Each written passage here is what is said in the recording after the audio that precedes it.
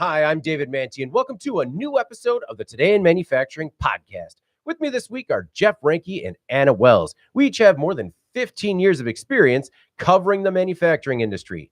Every week, we take the 5 most popular stories on our websites and discuss the implications they have on the industry going forward. Before we get started, please make sure to like, share, and subscribe to the podcast. You can also help us out a lot by leaving the podcast a positive review on whatever platform you use.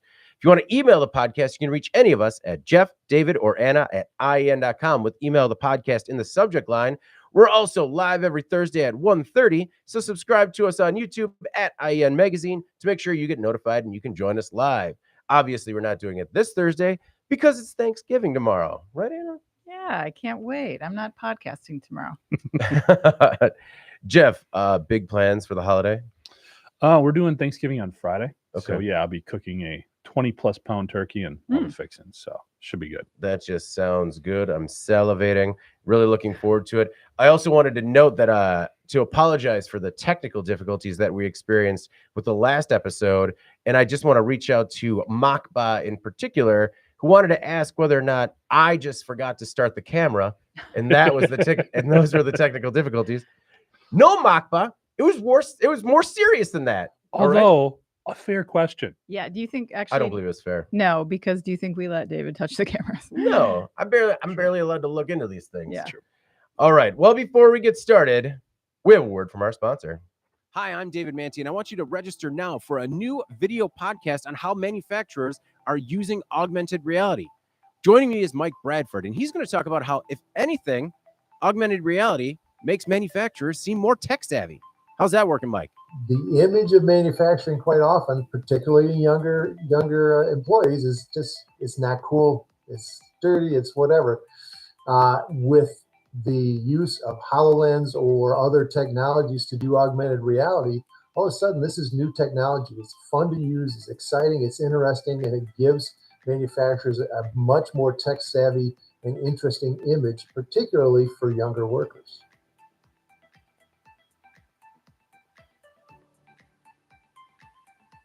And we're back. And before we get started, Anna, it's not like you or Jeff can touch the cameras either. I know. That's why we have producers. I never would. Yeah. They're the ones that break the cameras. I'm just saying it's unfair Mm-hmm. to point the finger at you because that is not your Yeah, area of expertise. it is not. I bet I know the red button. Beyond that, nothing. All right. And another bit about our sponsor, Dassault Systems.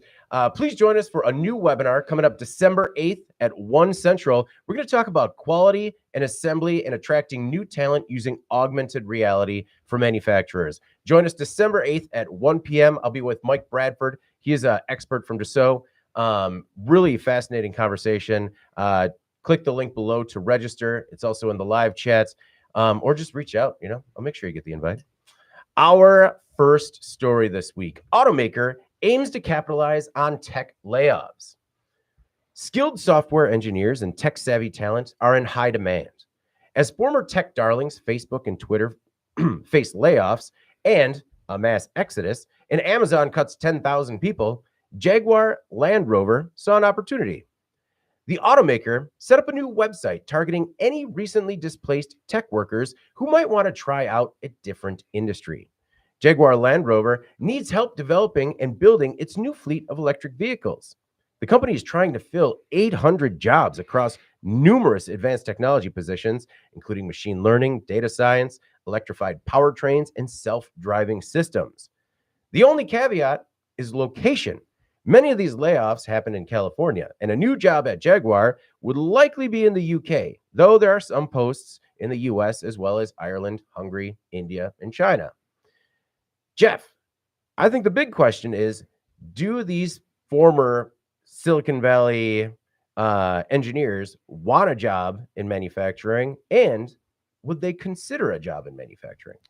Maybe not initially, but I think there's an opportunity here. And I really do applaud Jaguar Land Rover for the approach that they're taking. I think this is something that other manufacturers should try to emulate. I think it's a good call, especially when you look at data scientists. That is something that could be a closer to apples type of dynamic in terms of shifting jobs or shifting industries.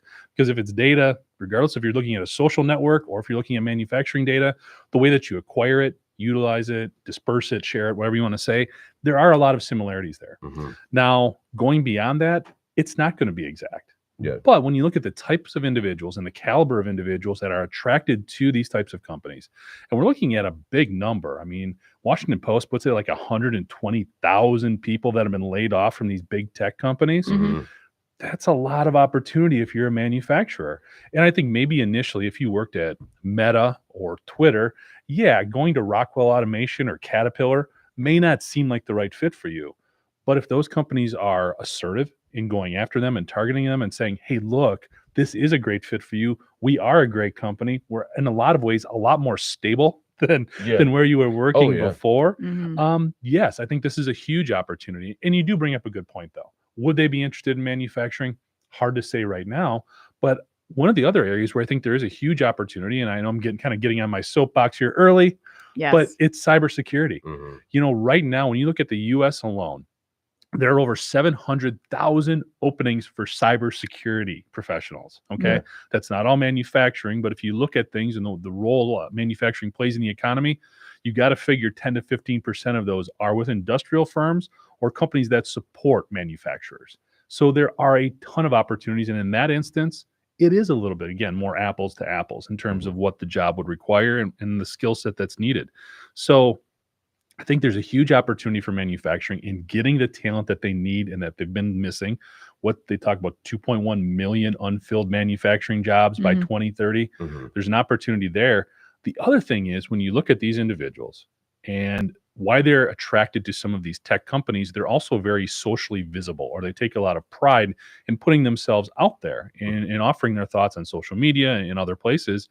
If they do come around to manufacturing and they do enjoy it and they do see the value in it, what a tremendous marketing message they could provide in saying, you know what, I did work at Meta, made the switch over to Jaguar Land Rover, and it's awesome. And I would advise other people to do it.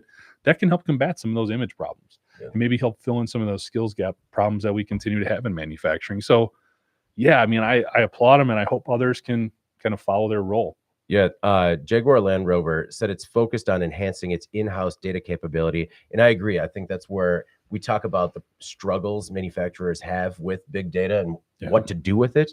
The Automaker says it's crucial to its digital transformation. And I do think there's a big opportunity there. Anna, your thoughts on this new portal Jaguar Land Rover launched to try and attract this talent? Yeah, I mean, it's exciting. I think that a lot of people were spooked when they saw some of this news come out about the tech layoffs. It would just seem like back to back to back. I think we need to go back and kind of look at the contrast between what's happening in tech and what's actually happening in the rest of the job market.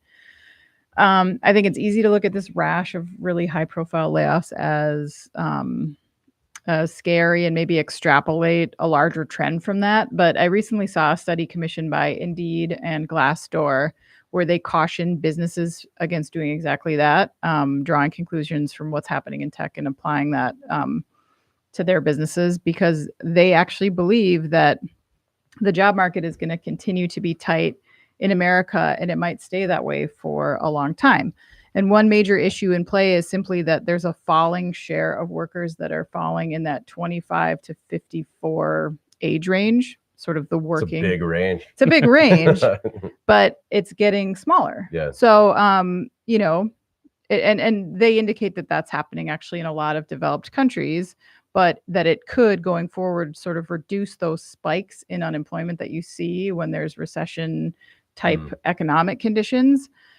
So they're saying that even if we were to kind of skate into recession or get close to it, that the impacts to the job market may not come out in the way we saw them in like 2008, 2009, right?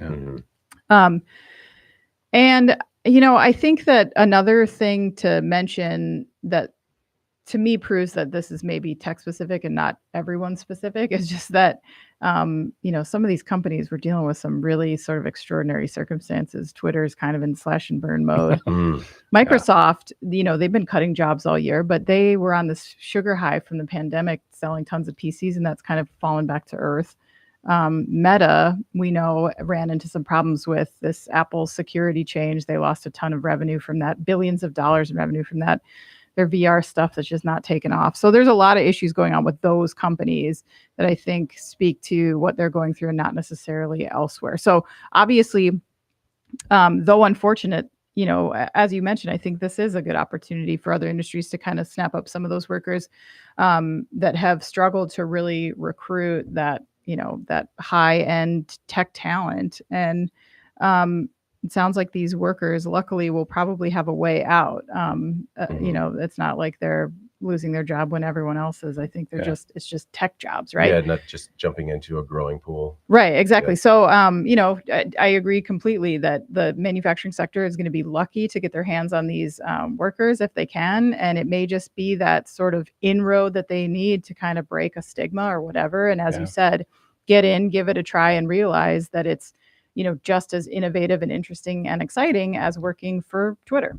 Well, and Jeff, to your point about kind of a social push from these workers, we talk about the stigma trying to get to people at a high school level, but if you could get a big portion of these workers into manufacturing, they could really change the perspective on the industry faster. I talked about where some of these locations will be, jobs will be. Jaguar will be offering hybrid working patterns, so that might be something that's also attractive to those type of workers. The company is trying to, quote, recruit digital capability into the business. And I guess, this is a good way to go about that. Yeah. All right, our next most popular story. There's a new world's fastest production EV. During a recent test run in Germany, the Rimac Nevera hypercar reached 258 miles per hour. The Nevera can produce 1,914 horsepower and can go from 0 to 60 in only 1.85 seconds. The automaker is manufacturing the Nevera at its facility in Croatia, and it has already delivered some to customers. The customers may be few and far between, though, since the car carries a $2.1 million price tag.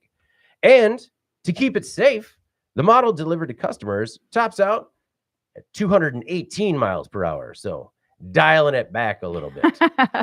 However, Rimac is willing to boost a Nevera to its real top speed during special customer events under controlled conditions if anyone's interested. The vehicle went about 1/3 the speed of sound. Jeff, that sounds necessary. What an amazing company, and not really in a location you would identify with huge amounts of automotive technology. Just to give a little more perspective, this Nevera here, one of the things that caught my eye, it's not uncommon for these electric vehicles to have motors at all four wheels. What's interesting is you look at 300 horsepower at the two front wheels and over 600 horsepower at each of the rear wheels. That's incredible. To be able to control that amount of horsepower, basically out ripping the car in half, that is incredible automotive engineering. Another thing that caught my eye is they have sensors at each one of these wheels. So it calculates the amount of torque deployed to each wheel over 100 times a second. Whoa. That's insane. Yeah, that's incredible. That is a ton of data. And where I'm going with this, and again, this company just doing a bunch of cool stuff. When you look at the things that they're doing with their battery range, one of the things that they're really focused on is thermal management, which we know is a huge issue with EVs. Being able to control that heat not only makes them safer, allows the battery to last longer, allows the charge to last longer, all of these things.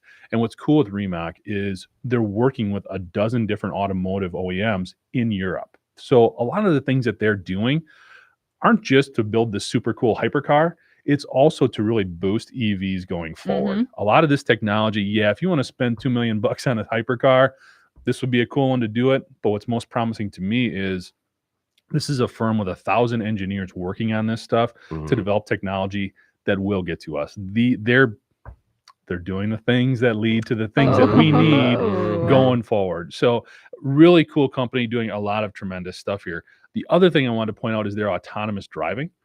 What's really cool is the name for it that I liked.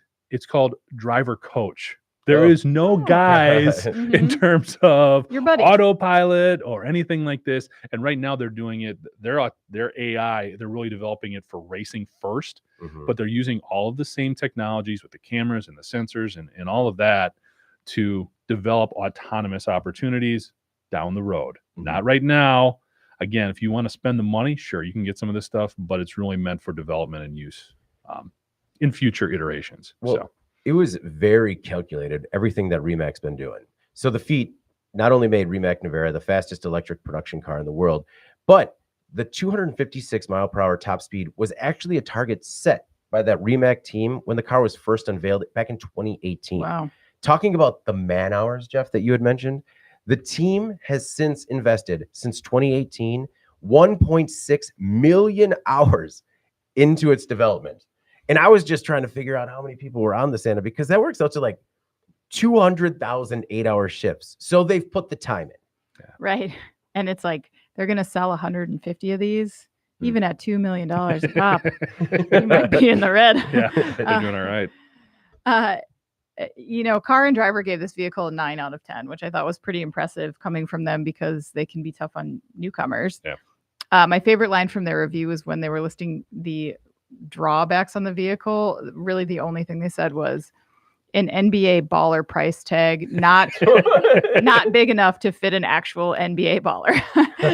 Nice. So maybe a little tight interior. Mm. Obviously, it's a niche buy at $2 million, but otherwise, Car and Driver loved this vehicle, and they gave it high marks for obviously performance, but also for the build quality. They said the chassis was really stable. To your point about all of that horsepower, it's amazing that you could even ride in that thing, right? Yeah. But they also were adding that the development around EVs had really ushered in some new high watermarks when it comes to speed, of course. And in fact, they said that the Rimac, this is a quote from Car and Driver, makes us optimistic about the future of ultra high performance. So obviously, this is a low production vehicle. Their plan, as I said, is to make 150. But it does raise some questions, I think, about some areas that might still need some work when it comes to ultra performance, namely the battery range.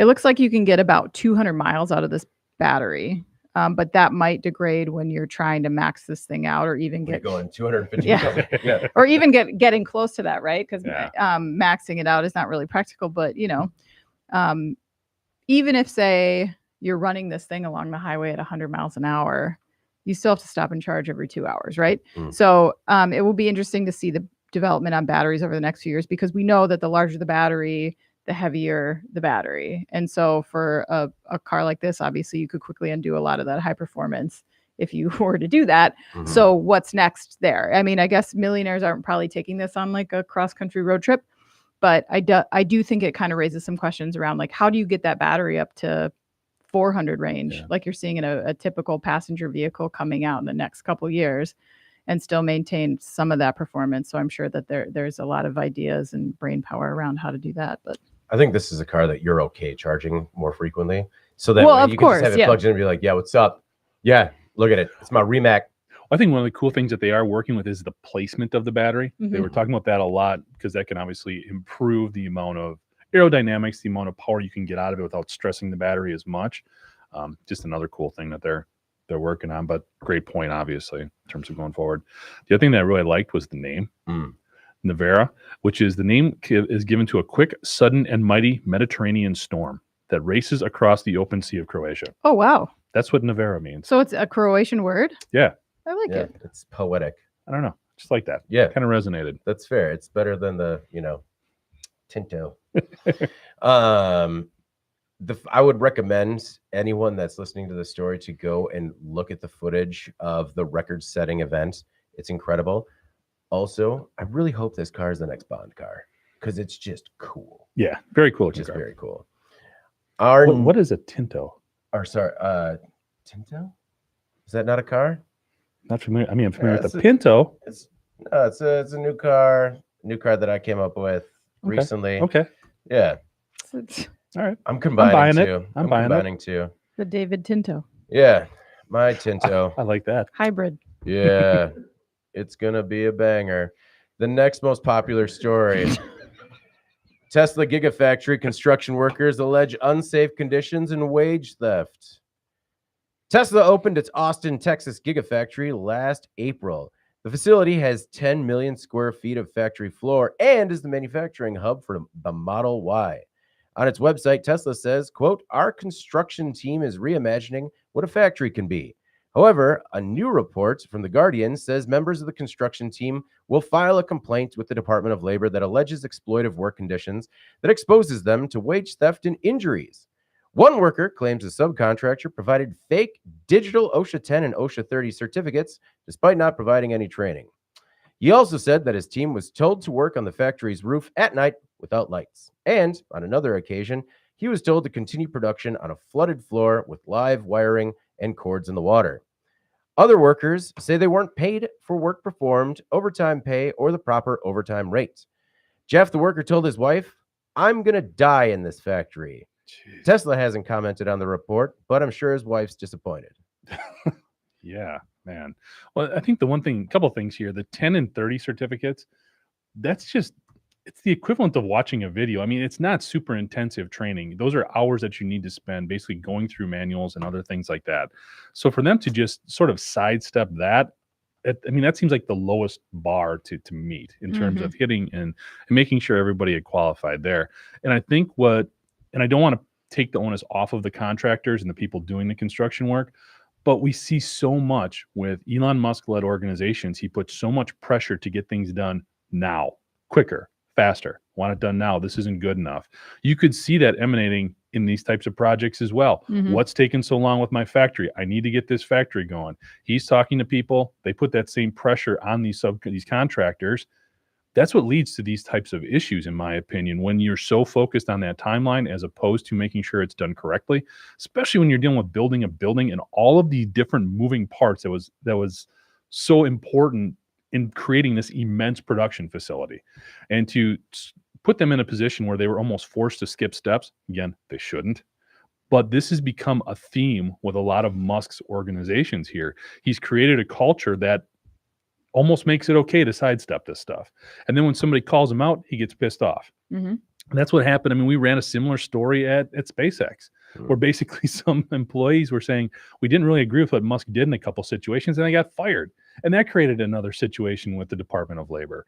So when all of these things continue to come to a head, and there's one common element, which is they're run by Elon Musk, there has to be a pattern here.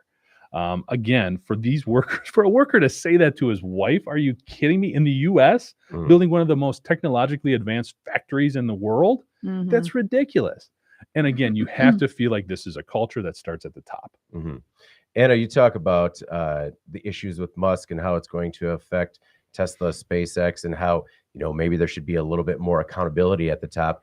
This just seems to reinforce that point. It does, I think. I don't think that we should just ignore the fact that this person who's creating this culture, as Jeff very eloquently, discussed, that he's capable of running all these companies at once. Yeah. I just don't think that that's a reality. And to your point, I agree. He creates this culture of like fast, go, go, go. And then probably, down the chain leaves that up to be enforced. And people know that he'll have their head if they don't. I feel like when we see this kind of stuff come out in the media, these complaints, people tend to roll their eyes and say stuff like, well, you didn't have to be there. Why didn't you leave? Blah, blah, blah. And to that, I would say, because we see this in our comments all the time, right? It's frustrating to me to see that, like, when someone dies in a plant and then we look back and we put those companies on blast for how they operated, if they were doing a poor job of enforcing safety protocols and all that stuff, we feel very justified in doing that. But if nobody dies, we should still be doing that. Like, we should still be looking at this and pointing a finger at them, because in any of these cases, it was so close to these being fatal scenarios, live wires and pooled water. I mean, what do you, like, going on a metal roof in the middle of the night with no lights on? Give me a break. Yeah. I mean, you mentioned the OSHA accreditations, like, that was so egregious and unnecessary. But one of the things that the Guardian reported on, they pointed out in their report on this, that not only did it mean that workers did not have access to proper training, but they were also not told in this process that they had the right to refuse dangerous work. And I think that's an important point because, I don't know if that was deliberate on behalf of the management team who was kind of pushing this all through, but it does not seem, if you look back on like the union quashing and organizing, travails or whatever that you've seen with Musk companies in the past, it makes you think that maybe I don't know, that was just very easily pushed aside when they were getting these people going. But it's unfortunate because, as you mentioned, his other companies, like his Tesla's Fremont plant, has way more OSHA violations, per capita than other major U.S. Auto plants. They've accrued a ton of fines. The Reno plant has had amputations occur, lots of injuries. So, yeah, I think you could easily make the case that there may be a lax culture when it comes to safety framework in these plants. And I don't think it helps when you go out of your way to be opaque and doing things like dismantling your communications department. So, of course, nobody comments on any of this. So, I don't know, not impressed. I think it comes from the top down. When we've seen Musk at Twitter just the last couple of weeks, where he talks about committing to hardcore or leave. First of all, employees want to believe in that leadership. Also, it empowers the managers who stay to kind of run their teams with that same mentality. Yeah, I totally agree. And that's where these sort of problems come into play.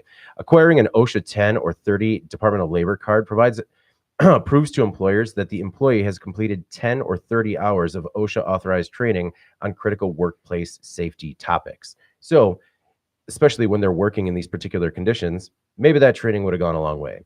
The same complaint also alleges that workers didn't receive double time for working on a holiday weekend. I'm just saying, if you're going to push people to the limit, at least pay them. Yeah. All right, our next most popular story. Investigation blames factory blast on errors and, quote, alarm fatigue. On June 8th, 2022, an explosion rocked the Freeport liquefied natural gas processing plant in Texas. The blast was so intense, the fireball was 450 feet high. No one was injured, but U.S. regulators launched an investigation into what happened that day. The Pipeline and Hazardous Materials Safety Administration issued a report produced by a consultant that's been described by Reuters as, quote, heavily redacted.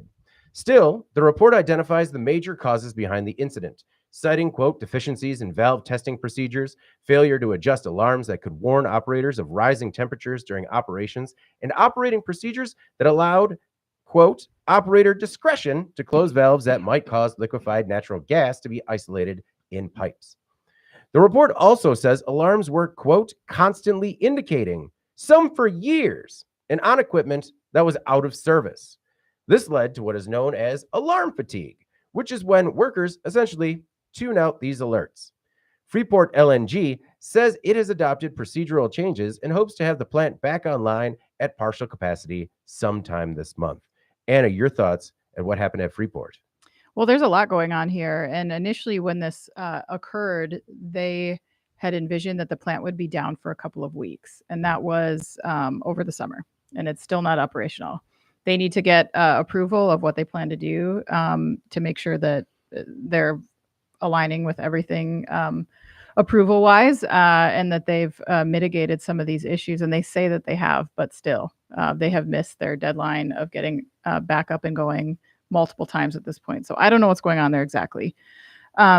The biggest issue for me when I read this was this thing about the alarm fatigue. That was crazy. It made me think of, so we used to have this issue in our office building where the fire alarm would just go off errantly on a frequent basis. And obviously, like when it was happening heavily, do you remember like people just stopped going outside? I still don't go outside. Yeah. I mean, noise canceling headphones have come a long way. Yeah. Well, I mean, you get the point easily. I mean, your perceived threat in those scenarios is a direct response to the alarms that have gone off so many times for no reason. You understand it to be an error and you just kind of carry on. So alarm fatigue was first coined in medical settings where machines in hospitals with their constant like blinking indicators and alerts had become almost white noise for medical professionals, and it had become difficult for them to register an actual threat because they had become so desensitized to this noise. And I looked into it a little bit more to see just how frequently this was also happening in manufacturing. And it seems like it is a real problem, especially in critical industries like nuclear plants or this LNG processing facility, for example, where the consequences of misreading or not responding can be pretty catastrophic.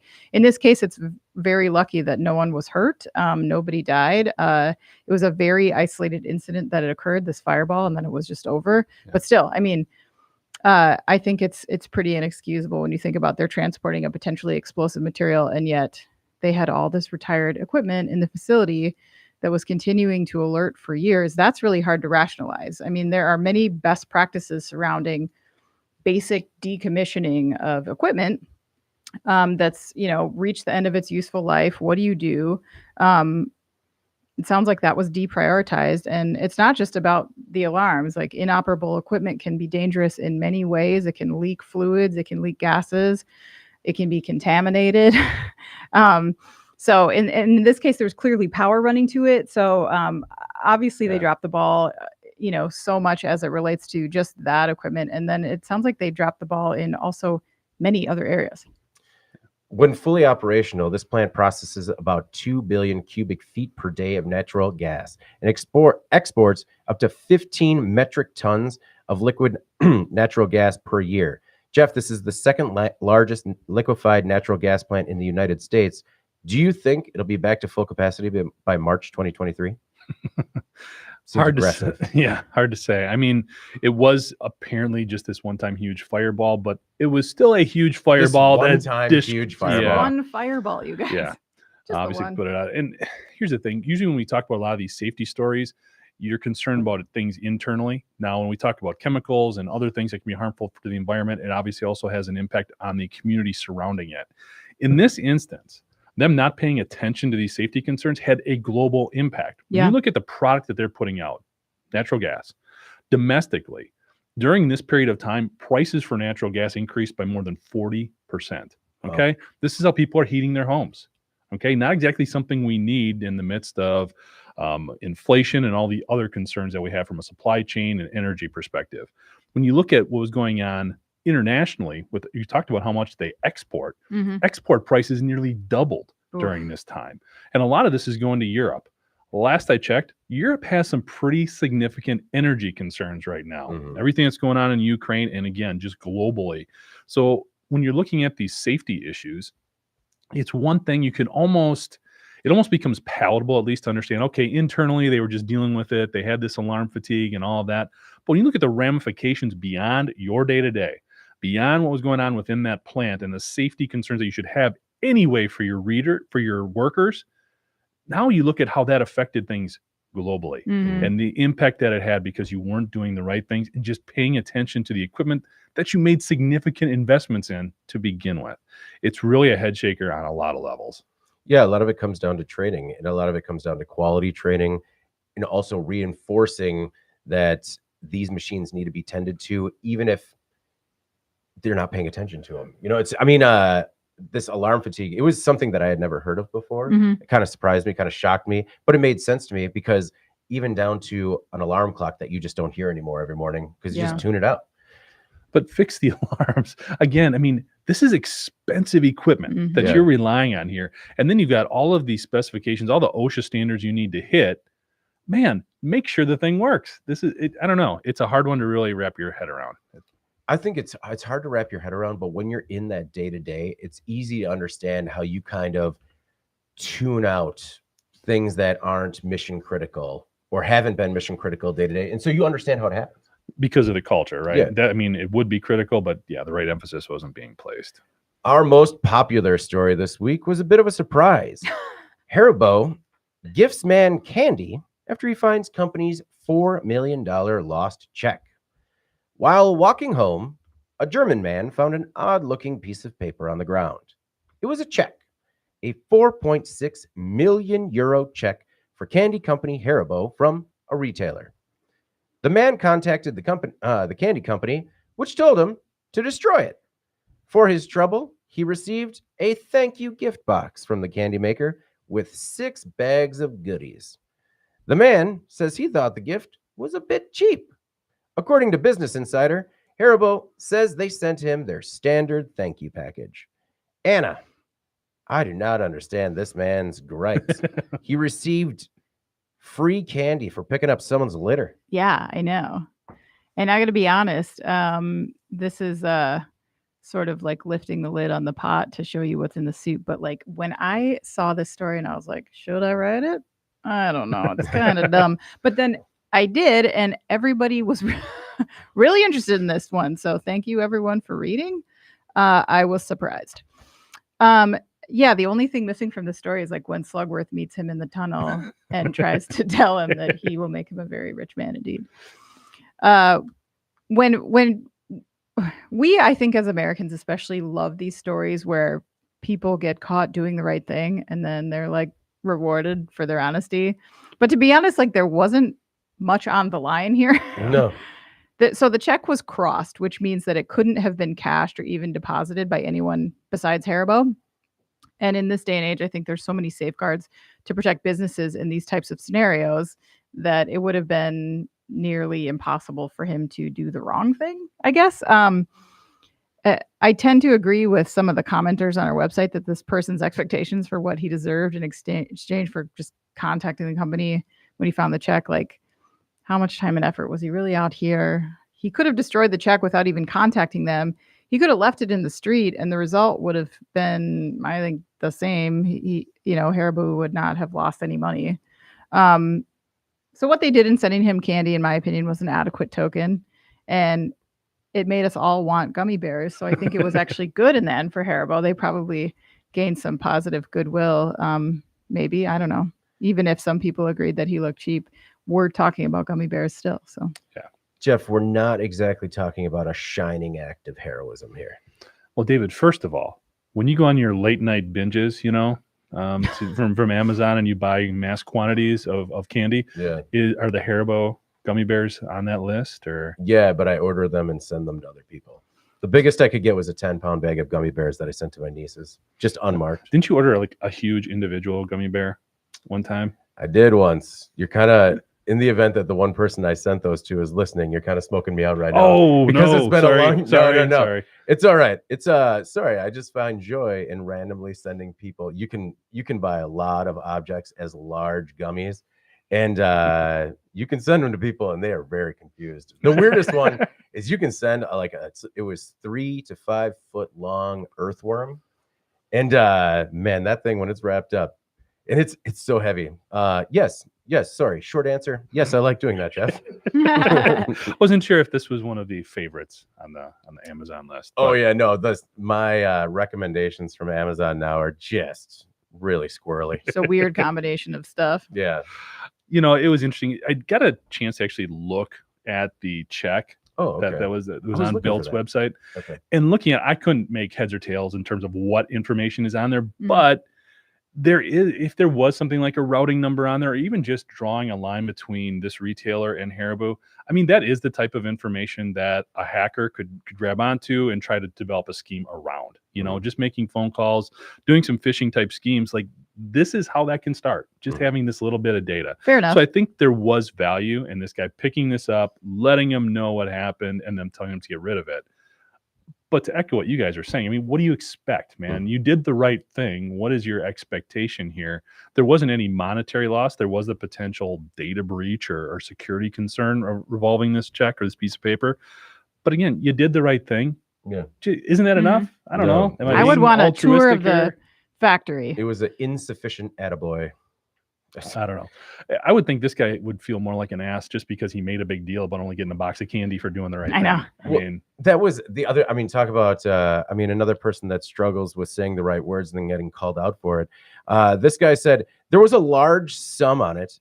There was such a large sum on it that I couldn't even pronounce it. My initial reaction was like, "You couldn't work out the commas, or you don't understand the 1, 2, 3 kick sort of system."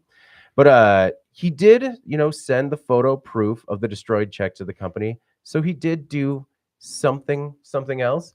Yeah. See, I'm looking at the check. You bring up the check, and that's pretty easy to understand exactly how much that's worth. Yeah, I mean, you can see the bank that they were working. So there's there's something. You know. raise a good point about the phishing schemes and stuff like that. We recently just burned an entire bag of garbage in the backyard because we had cleansed some financial documents enough that it like fried our shredder. And your favorite tool. It How is much the stuff paper are you shredder. shredding in, Well, Ron? so basically, my wife cleansed anything that was older than 7 years, and I mean it was a lot. It was Yeah. grocery bags full of this stuff. But Jeff, it provided an opportunity to buy a larger, much more industrial paper shredder. Nice. It did remind me about my interest in just finding lost things, because you never know what you find when you pick stuff up. I know that it drives friends and family crazy when I do it, but I mean, you just sometimes you find some interesting stuff out there. Yeah. And I mean, sometimes it's a check to a gummy conglomerate. Sometimes it is. Yeah. All right. Well, before we get rolling with, in case you missed it, the stories that weren't as popular on the website but still stand a big impact on the industry going forward, we have another word from our sponsor, Dassault Systems, and a new webinar coming up December 8th. Hi, I'm David Manti, and I want you to register now for a new video podcast on how manufacturers are using augmented reality. Joining me is Mike Bradford, and he's going to talk about how, if anything, augmented reality makes manufacturers seem more tech-savvy. How's that working, Mike? The image of manufacturing quite often, particularly younger employees, is just, it's not cool. It's dirty. It's whatever. With the use of HoloLens or other technologies to do augmented reality, all of a sudden this is new technology. It's fun to use. It's exciting. It's interesting, and it gives manufacturers a much more tech savvy and interesting image, particularly for younger workers.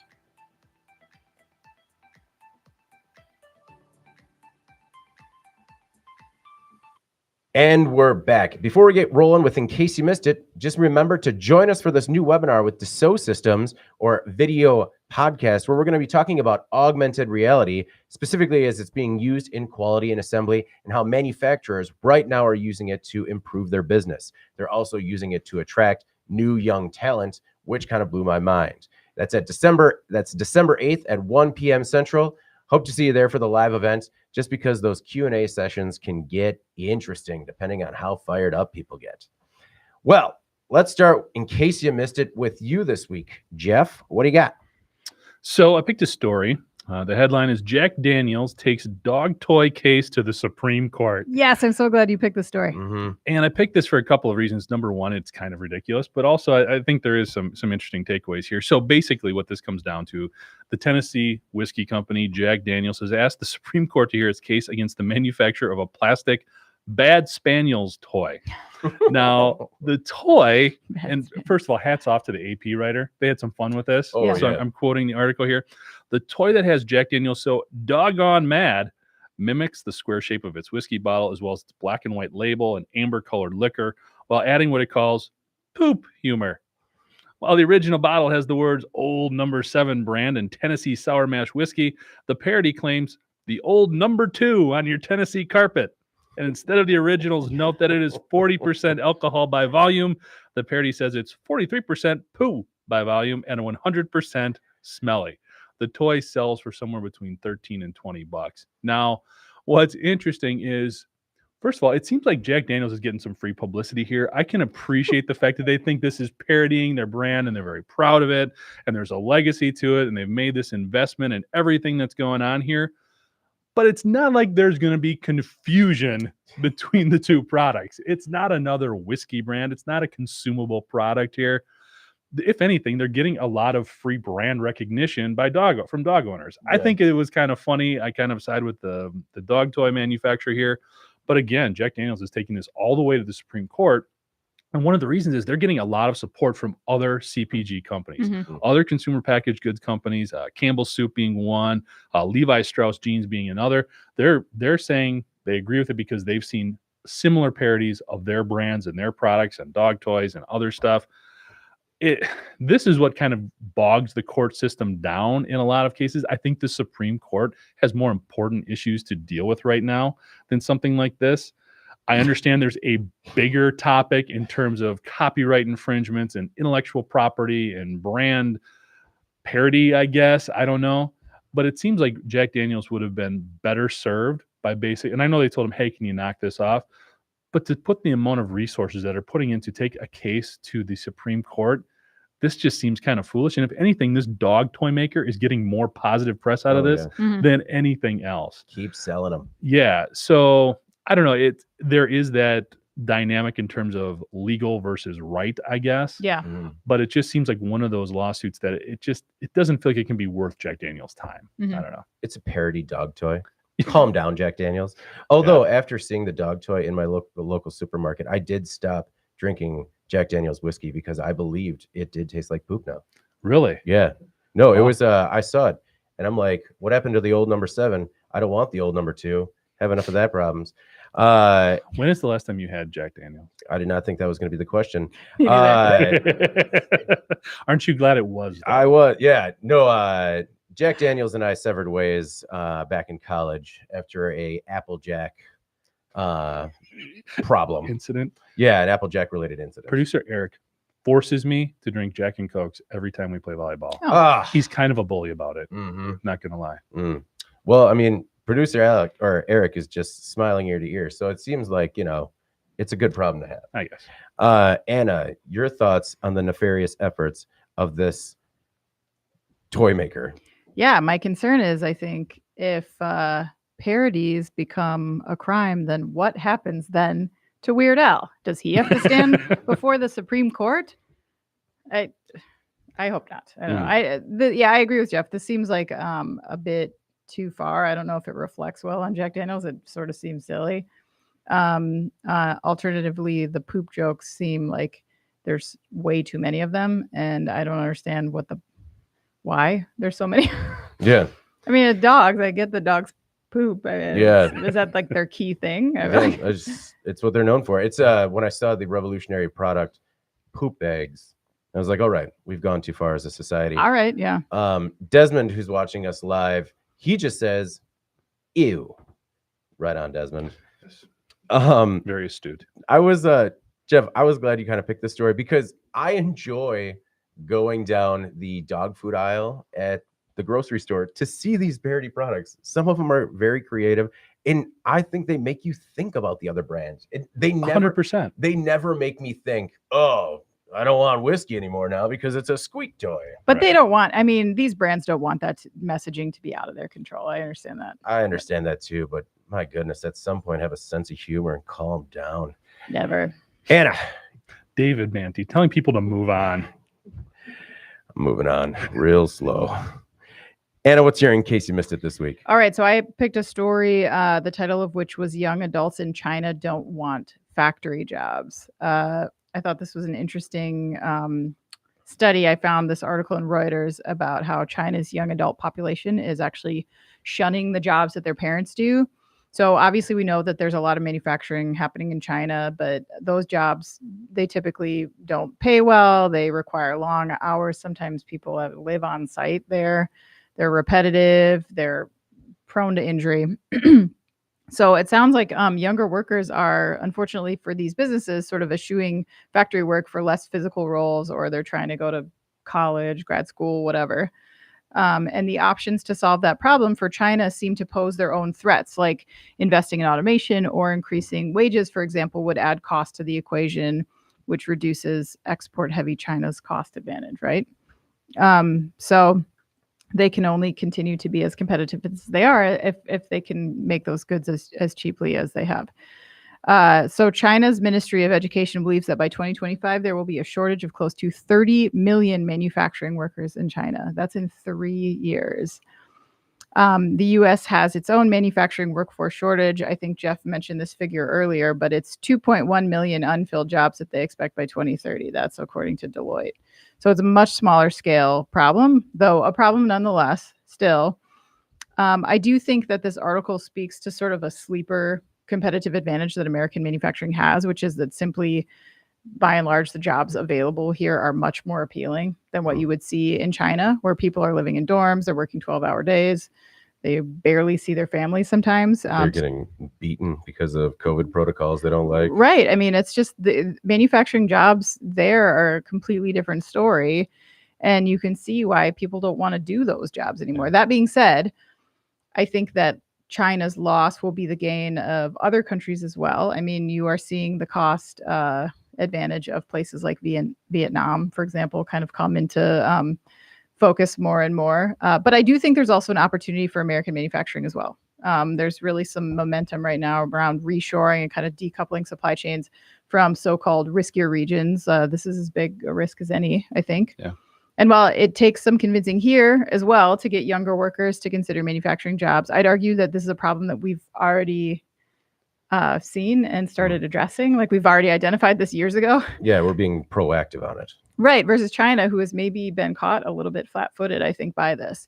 So,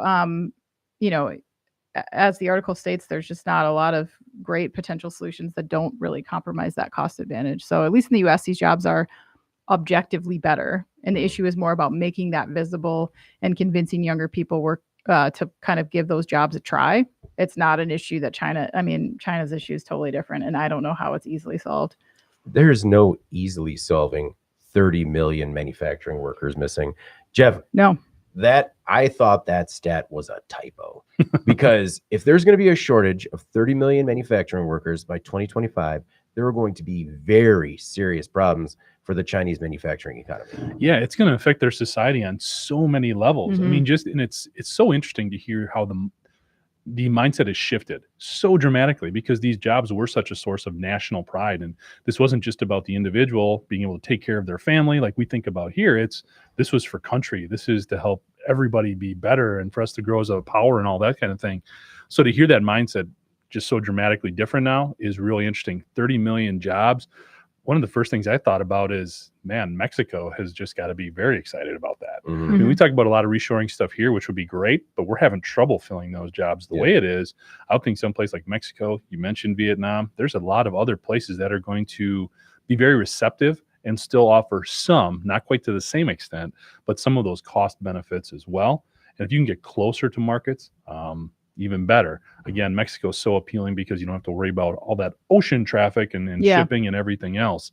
So yeah, this could have a huge impact within China and really the global markets.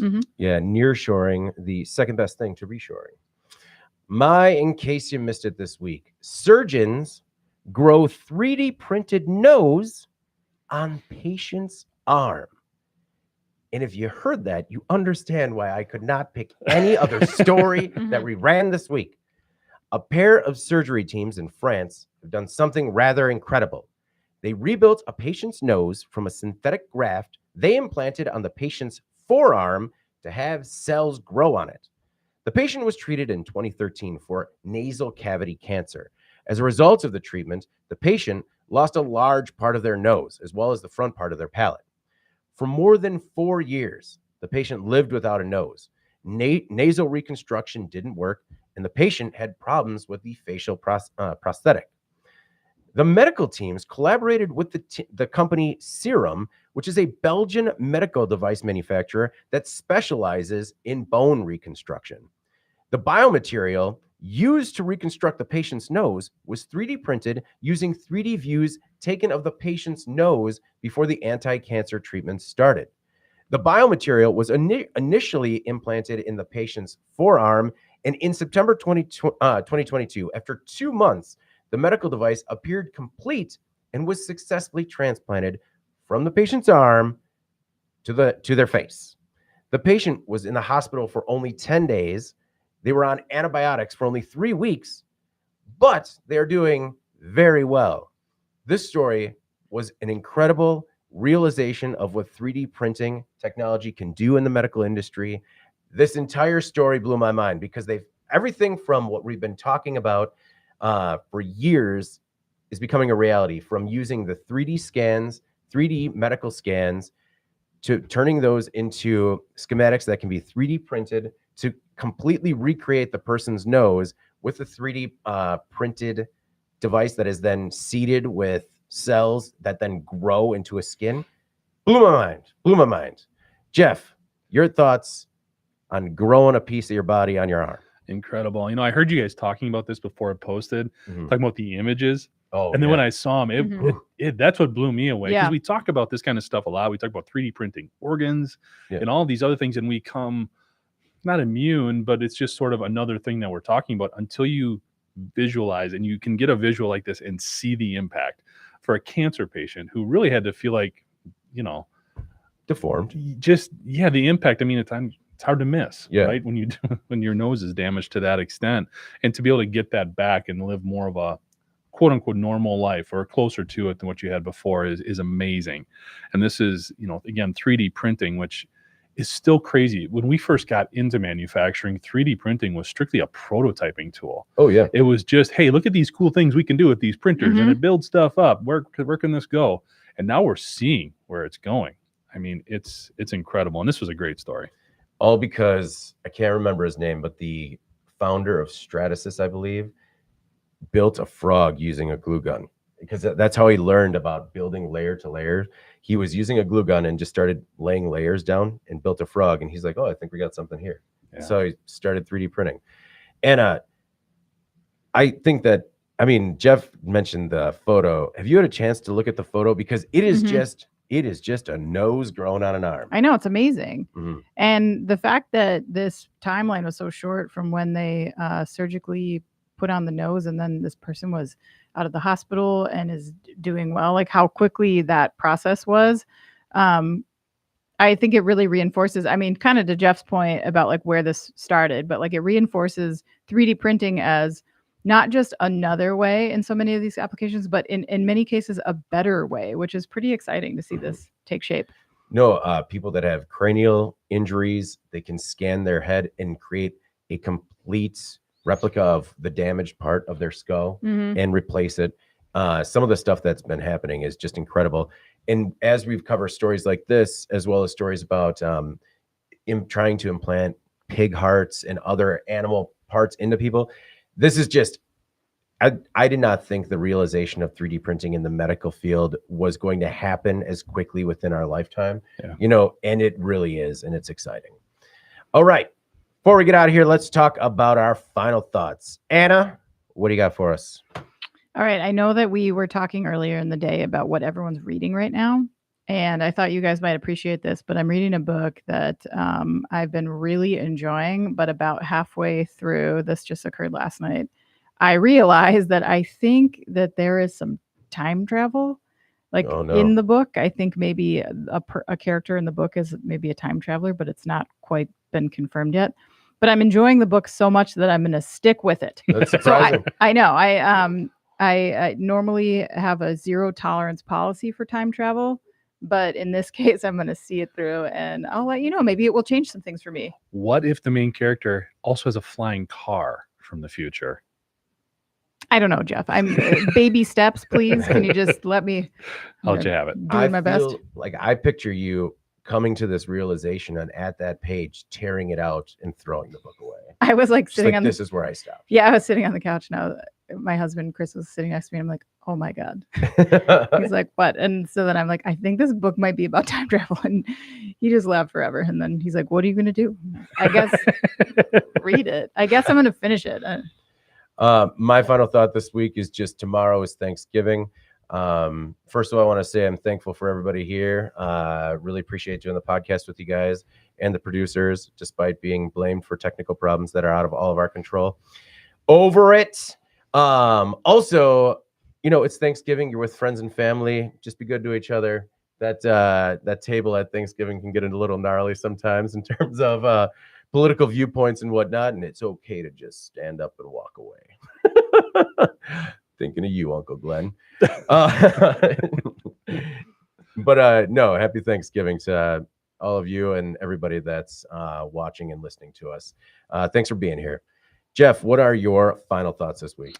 Well, you mentioned things to be thankful for, and I am thankful that I can make a dream a reality right now. What? All right. Yes. Because I think it was a couple months ago, we were doing a story, and I believe it was about a facility that was knocked down by a tornado or a huge storm, or maybe it was something else. And Anna's solution was, I think she was talking about like a weather vane. Oh, Yeah. And her thought was to what, Anna? What should they have done? To put a rooster on. Put a rooster It on. was a lightning strike. Yeah.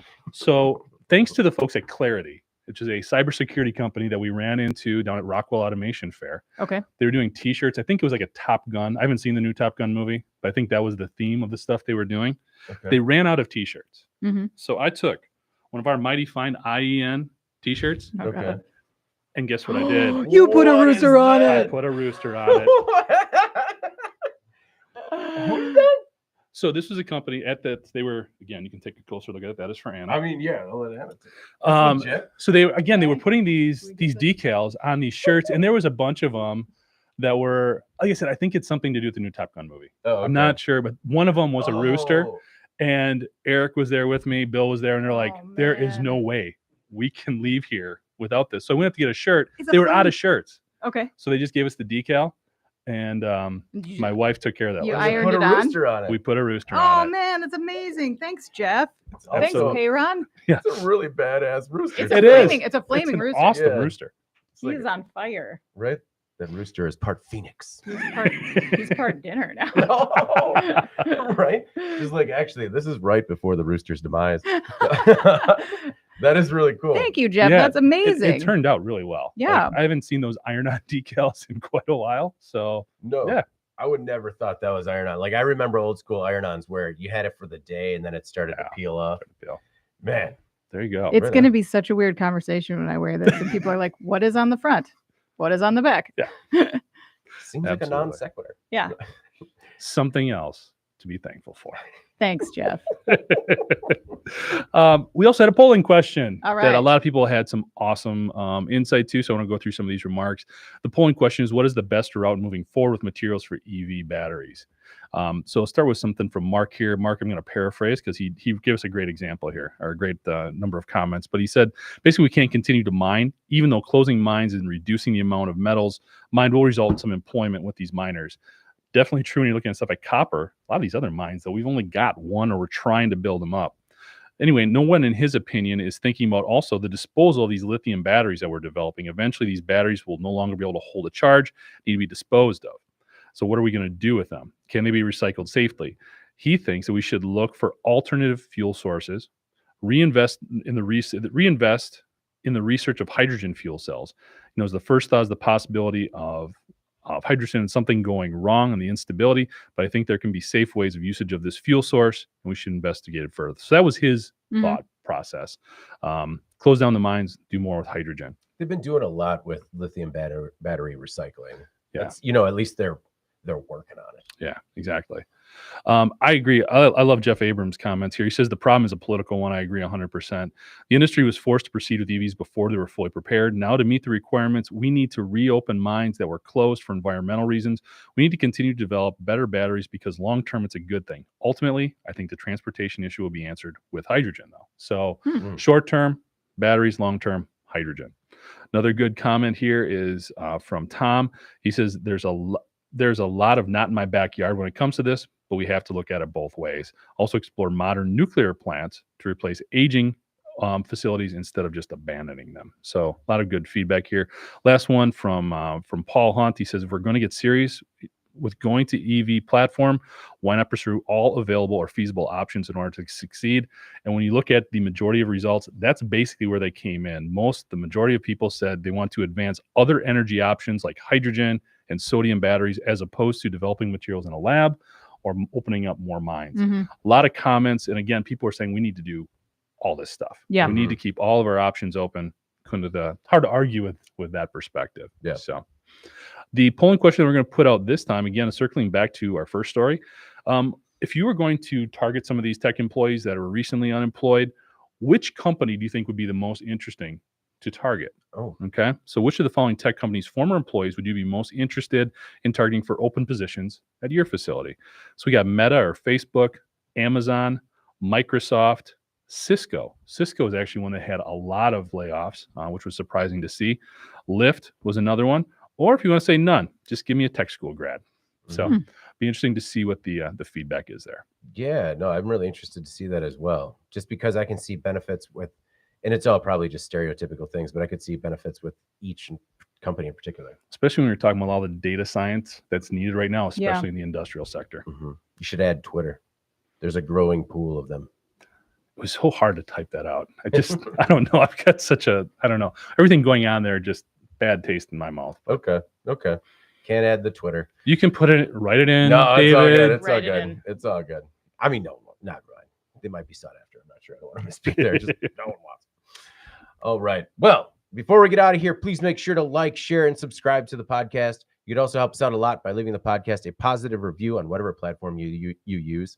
If you want to email the podcast, you can reach any of us at Jeff, David, or Anna at IN.com with email the podcast in the subject line. You can also subscribe to our daily and weekly newsletters and make sure that you get the podcast delivered to your inbox first. For Jeff Ranke and Anna Wells, I'm David Manti. This is the Today in Manufacturing podcast. We'll see you next week. Happy Thanksgiving.